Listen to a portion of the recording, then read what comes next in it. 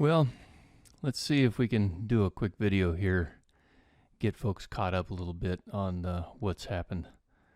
I've made a lot of excuses about not making videos for this channel because we've been remodeling the house. I got a new excuse. December 6th, I went in for open heart surgery, kind of a surprise. And I've been holding off on making this video because I feel like my voice is still pretty weak. But I wanted to give an outline of the day because if anybody else is out there that may be feeling the same way, you need to take it pretty serious.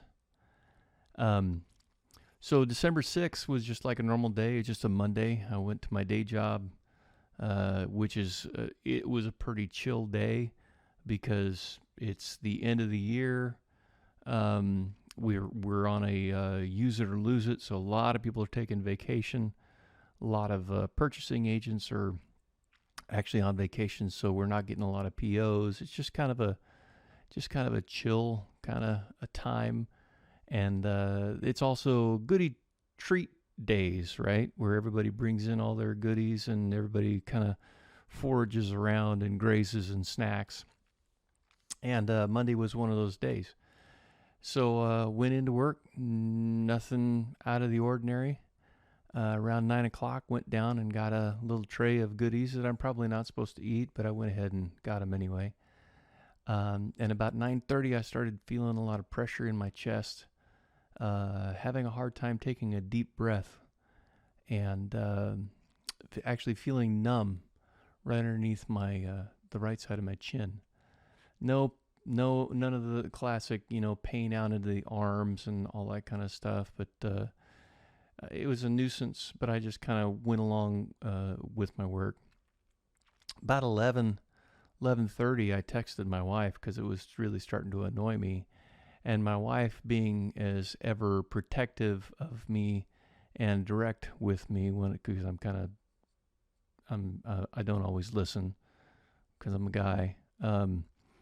Anyway, she said, you need to call your doctor.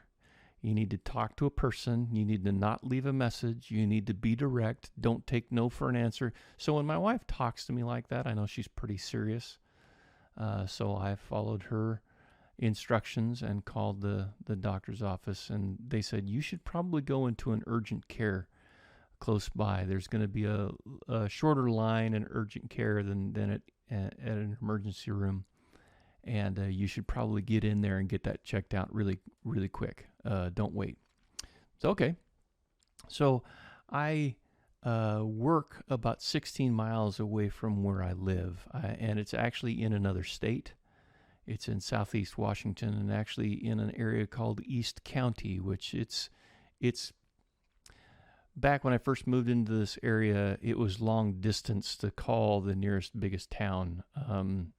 People were amazed that I drove across the river every day to go to work.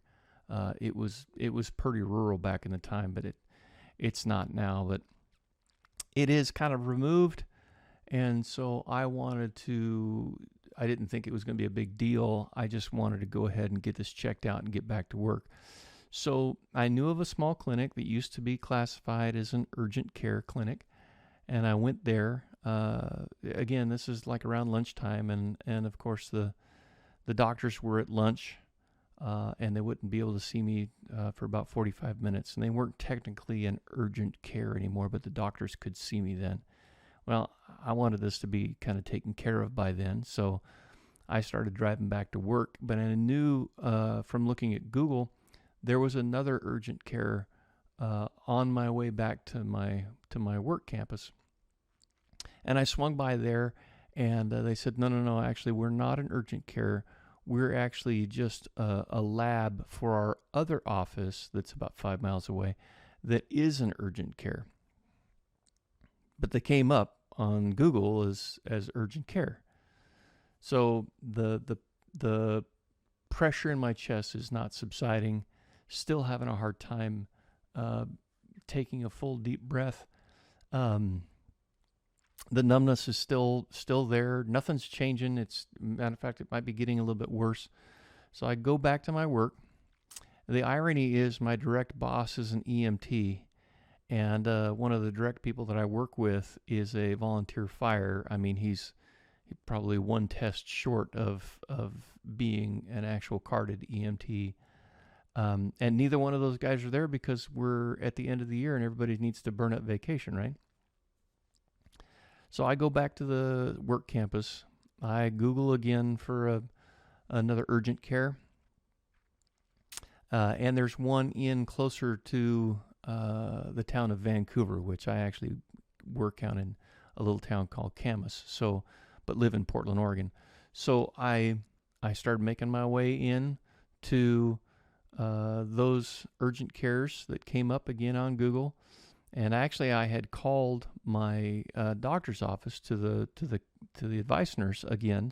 Spoke with the same gal, and she advised to go to a chain of immediate care, urgent care type places. So I went to the first one, and they said, "Yeah, we're urgent care, but we don't provide that kind of service." So I drove again to another one. Mind you, now it's about 1:15, and I drove to the last one, and the receptionist heard what I had said: chest pains, shortness of breath, pain underneath my jaw, and she stood up and went to go talk to another gal. I would assume maybe a head nurse or an office, a head of the office or something like that, who basically just stood up and looked at me and said, "Well, you just need to go to the ER." And so I stood up and turned around and walked back out to my car. So this is 4 different places that I walked in and said the exact same story: chest pain, shortness of breath, pain under my jaw, and nobody said, "Sit down, we're going to call 911. We don't have the services for you, but you need to go into the ER." Nobody said that. The last gal just looked at me like I had a third eye and said, "You need to go to the ER." But anyway, I was not exactly in my right mind at the time, going through a lot of pain, really stressed out because this seems to be an issue. Anyway, I am really close to the largest intersection in southwest Washington, in Vancouver. Now, close to that is the Southwest Washington Medical Center emergency room. And I chose, for one reason or another, to not go there. My wife and I had discussed that there's an immediate care down in Portland, closer to our house, that she knew they had the right services that I needed. So at about 1:30 in the afternoon, Monday, December 6th, I decided to get onto the interstate to cross the river, which is now going to be a 28-minute drive for 3.5 miles to get to this immediate care. Obviously, I made it across the river. I got to this immediate care, and they were great. And they took my name. They gave me a form. I went and sat down in a chair. I no longer sat down. Couldn't even finish a text to my wife. They called my name. They got me back there. They hooked me up to an EKG. They read everything, and they said, "Yeah, so we're pretty confident that you're not having a heart attack. But you have a really irregular EKG, and we don't have the labs to do what needs to be done." So evidently, when your heart is under stress, it creates an enzyme. They can draw your blood and detect the enzyme, but they didn't have the lab there on site. So they would have to send that sample out, and it would be about 3 or 4 hours before it would come back, which is the time that they need to test you again to see if you're still having a heart attack, I guess. I don't know. I'm not a doctor. So they said, "We think from looking at your EKG, you really need to go down the street to the emergency room. Can you drive?" So, and me, I was just like, "Sure, yeah, I can drive." I've been dealing with this pain now. It was 9:30 in the morning, and now we're getting close to 3 o'clock in the afternoon. And I get into the car, and I drive another 60 blocks down to the emergency room, actually past my house. Drove down to the emergency room where, again, they were great. They received me in. They got me hooked up to an EKG right away. And they had the labs there. They had the CAT scan there. They had everything there. And so by about, I guess now it's probably about 5 o'clock, they came back and they said, confirmed, you are not having a heart attack. What's going on is you've got an aortic dissection. I had never heard of that before. Basically, in layman's terms, and comment below if you have a better description of this, but my ascending aorta was delaminating, falling in on itself, and that affects where blood is going to go. And if you know anything about the heart, which I'm finding out more and more, as the aorta rises from the heart, a couple of main arteries go to your brain, and that was the area that was delaminating. So they told me that you need to go over to another hospital. We're clearing out an operating room for you, and we're going to get this taken care of. And I mean, my mind is racing because in about 2008, my dad went into heart surgery and got an infection in the hospital, and a month later ended up actually never leaving the hospital. So the last thing I wanted them to do was crack my chest open. And when we got to the hospital that was going to be doing the operation, and I spoke with the doctor, I said that very thing. I said, this is something you can probably go through the leg, right? I mean, you've got new technology, right? You got like the little scope, and you can go in there with like a little balloon or something and take care of everything. And the doctor basically looked at me in the eye, and he said, I'm going to go in and we're going to save your life, and we'll talk about what I did later. So at that point, I kind of knew that this was pretty much out of my hands. So I'm recovering from having my ascending aorta replaced, kept my valve, which ironically, I found out that, I already told you about my dad had some heart issues, and I thought that was the end of my family history. I had forgot that about 2012-ish, 2013-ish, that an older cousin of mine, son of my dad's sister, had this very thing happen to him, except for his aorta didn't just delaminate, it exploded. He survived. It was touch and go there for a little while. He had to have his valve replaced and then his aorta as well. Then as I came home from the hospital and kind of talking with some different family members, I got a call from one of my other cousins,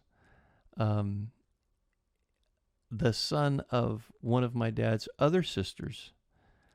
And he had actually just 8 weeks ago came home from the hospital from the exact same surgery, aortic dissection. And we lost his mom, my dad's oldest sister, in November, I want to say, early November. And she actually had the same thing, but she was not in good enough health to get the surgery, and we lost her from this. So I went from thinking that my dad was the only person in my family history to realizing that in my dad's family there was my dad, and then he had two sisters. So 3 children from that family, and in each one of those families now, one of their children has had the aortic dissection and had a surgery. I say this for a couple of different reasons. I immediately called my kids and told them they need to get tested because evidently we have a family history now of this being an issue. The other reason, the main reason why I'm making the video is that I went to 5 different urgent care places and nobody sat me down or said, stop right there, we're calling 911. Even though, here's the stereotypical thing. A guy walks in, chest pain, shortness of breath, numbing in the neck, and nobody said, we're calling 911. Or whatever, we're calling the ambulance or whatever. Nobody said that. And the other thing is, I thought that I knew where the urgent cares were around me, the urgent care centers. I thought that I knew where I could go in a time of need, and I didn't.